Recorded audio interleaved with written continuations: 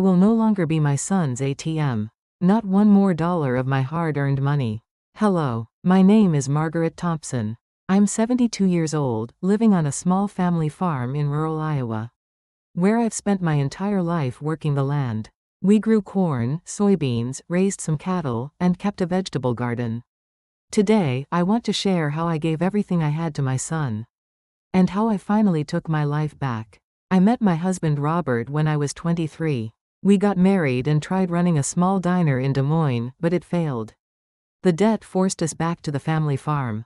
From then on, it was early mornings, backbreaking work, and falling asleep exhausted every night. But Robert and I made a promise: our kids will go to college. They won't struggle like we did. Our son, Michael, was brilliant. Straight A's all through school.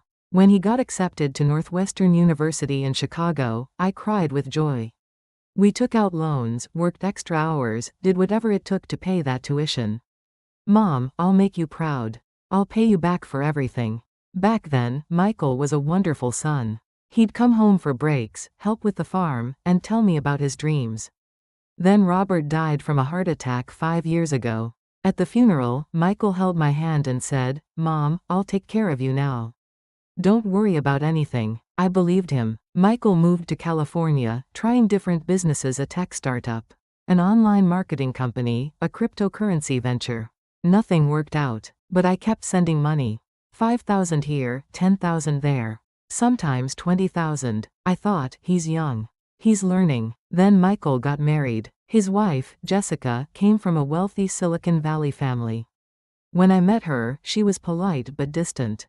I could feel her looking down on me, the old farm woman with dirt under her nails.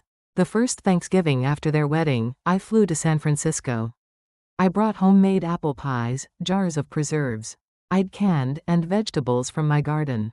Jessica smiled tightly. "Oh, Margaret, you shouldn't have. We could have just ordered everything from Whole Foods." Then came the real shock.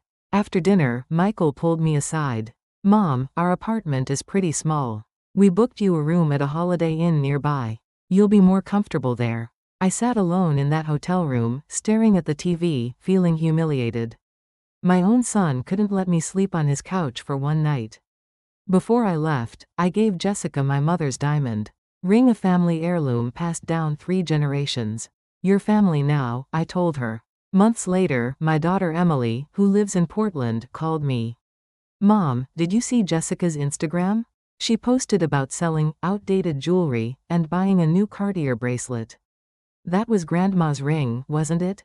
My heart broke. She'd sold it like it was garage sale junk. Then one day, Michael drove up to the farm in a brand new Tesla. "Business is finally taking off, Mom." I felt relieved. Maybe he'd finally made it. But after dinner, he got serious. "Mom, I need $100,000. The Tesla lease payments are killing me. And I need to keep up appearances for investors.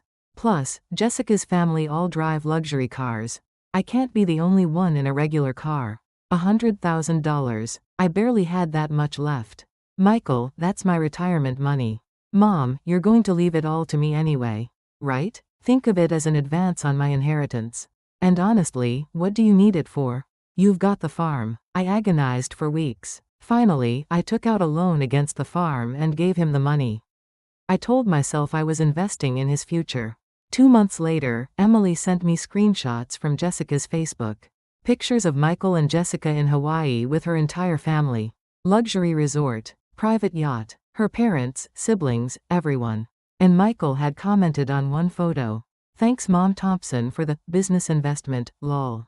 Easiest pitch ever." They'd used my money for a family vacation and mocked me for it.